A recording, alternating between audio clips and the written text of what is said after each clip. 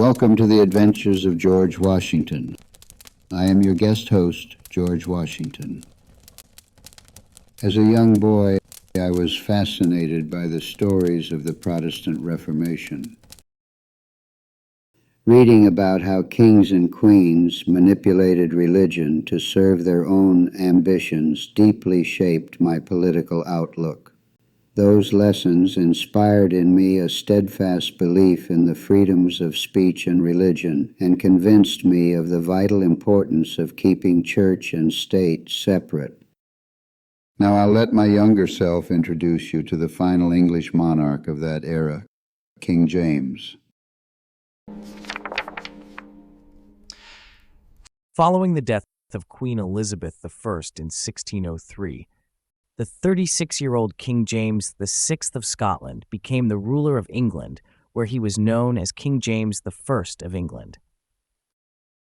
Instead of having a different moniker in each kingdom, he preferred the singular title of King James of Britain.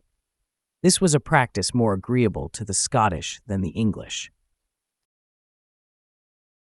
Since Scotland had not contributed much to England's war with Spain, James was not necessarily viewed as an enemy by the Spanish, and therefore was in a beneficial position to negotiate an end to the conflict. Additionally, the war had drained the treasuries of England and Spain, and both were ready to move beyond the conflict.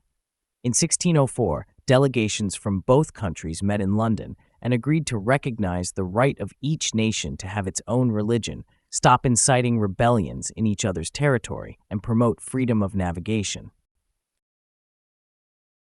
It was also during 1604 that James commissioned a new translation of the Christian Bible that became known as the King James Version. His religious policies and views were the same as those of his predecessor in England. He professed to be Protestant, tolerated Catholicism as long as the power of the Pope could be limited, and detested the republican spirit of the Puritans that caused them to disrespect his divine authority. In response to the king's attitude, some of the Puritans began to unite and coalesce with the political malcontents of the kingdom. Others embarked for America and began colonizing Jamestown, Virginia in 1607. Not only did the Puritans question the power of James, but several members of Parliament also began to worry that James saw no limit to his authority. In a 1609 speech, he shamelessly asserted that the prerogative of kings resembles divine power. Just as God can create or annihilate, make or unmake according to his own will, so kings can bestow life or death and judge all mankind without being subject to any earthly justice. I can exalt the lowly and abase the lofty, and like persons playing at chess, make the simple pawn overcome a knight or bishop. And just as it is blasphemous to dispute what God may do, it is also seditious to dispute what a king might do in the height of his power. In other words, I am the ultimate power in the universe. he exercised his divine authority by burning books that advocated any doctrine in opposition to his beliefs and policies. Soon the hostility between the king and Parliament grew untenable, and he dismissed the assembly in 1610. At this time, the king was still in need of money, and given his lavish spending habits, his finance ministers believed that no amount of revenue could have been sufficient to satisfy his selfish desires.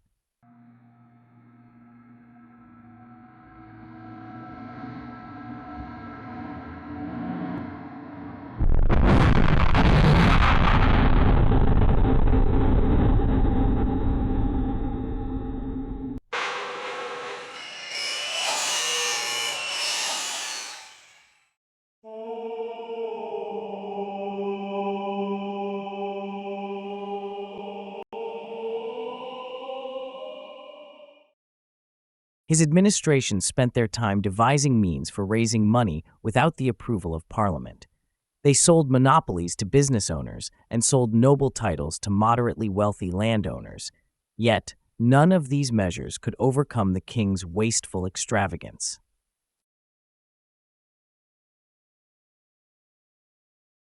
In 1614, he convened a new parliament for the purpose of raising revenues to help pay the growing royal debt. More specifically, he needed money to pay the dowry due from the marriage of his daughter Elizabeth Stuart to the German prince Frederick V.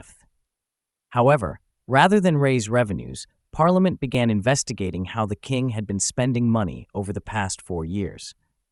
They found that he had transferred money and land from England to Scotland. They were also suspicious of his use of several Catholic councillors during the absence of Parliament. James responded by dismissing Parliament after only 2 months.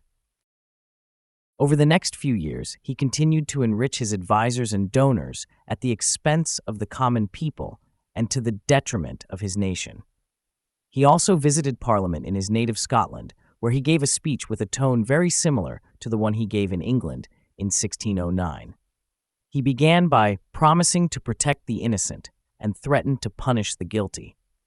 He then demanded that they pass a law declaring that everything ordained by the king and his bishops should have the force of ecclesiastical law to which every person should submit. When 2 of the members protested, James had them arrested. On his return trip to England, he was confronted by a great number of peasants, tradesmen, and servants, requesting that they might, as they had in the past, be allowed to take their diversions on Sundays after divine services. At the time, some of the Puritan leaders started to forbid non-religious activities on Sundays. In response, James wrote and published the Book of Sports and ordered it to be read publicly in all churches. In it, he explained that his loyal subjects who labor hard all week and had no time for recreation should have the opportunity to refresh their spirit after the afternoon sermon or service on Sundays or other holy days. He argued that such exercises made their bodies more able for war when he or his successors might have occasion to use them. Men and women alike were encouraged to join in the approved festivities. These activities included May games, Whitsun ales, Morris dances, and the setting up of maypoles.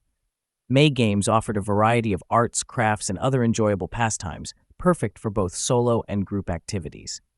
Whitsun ales were lively church festivals where homemade beer was sold to raise funds for maintaining church buildings and grounds. The Morris dance showcased dancers' skills with jingling bells and clashing swords, while the maypole dance brought people together to dance around a pole adorned with colorful ribbons. Forbidden, however, were bear and bull baiting, interludes, and bowling for the meaner sort of people. Bear and bull baiting involved setting dogs against these animals in brutal spectacles. Interludes were lively festivals filled with music and dance. Bowling, a popular lawn game where players rolled unevenly weighted balls to land closest to a smaller target ball, was reserved for the aristocracy. Commoners were forbidden from participating by the king's decree. In 1616, the king's only son, Charles, became the Prince of Wales, and to prepare for his eventual succession to the crown of England, needed to find a wife. Since there were no eligible Protestant princesses, the king and his son began to pursue Maria Anna, the Catholic daughter of King Philip III of Spain. The thought of bringing a Catholic monarch to England was not popular among the king's subjects.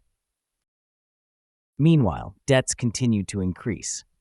During this time, the king paid no creditor, the fleet was ruined for want of repair, and not 1 farthing was sent to the troops in Ireland, which for several years had received no regular subsistence.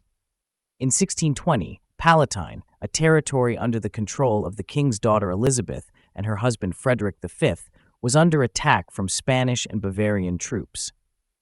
Though James was still trying to negotiate the marriage between Charles and Maria Anna, he saw the attack as an opportunity to extract money from the residents of Palatine and from the English Parliament. Once again, he convened Parliament for the purpose of raising money to support the defense of Palatine. However, in one of their first displays of courage, they said they had no faith in the king's sincerity and were unwilling to grant subsidies which might be misapplied.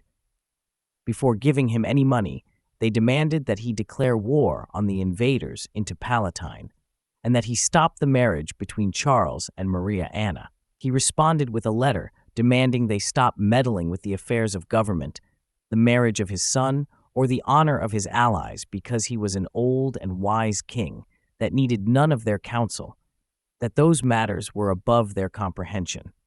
Once more, he dissolved Parliament and committed several of its members to prison. The political divisions in England grew deeper, with the Catholics and moderate Protestants supporting the king and the Puritans supporting Parliament. At this point, he decided to hasten negotiations with King Philip III regarding the marriage of their children. First, he resolved the dispute in Palatine by agreeing to cede temporary control of Palatine to Philip's aunt Isabella. Next, he sent Charles to Spain to meet Maria Anna. Incidentally, a 19-year-old man named Thomas Washington accompanied Charles during this trip as an attendant. Thomas was the brother of my great-great-grandfather Lawrence. Unfortunately, he caught a fever during the trip and died in Spain. While visiting Anna, both the King of Spain and the Pope tried to convert Charles to Catholicism. They also persuaded him to agree to a marriage contract which stated that he would establish a church in London for Maria Anna, allow their children to be raised by Maria Anna and Catholic nurses, and allow Catholics to worship freely in England. Charles returned to England, where an ailing James approved the agreement.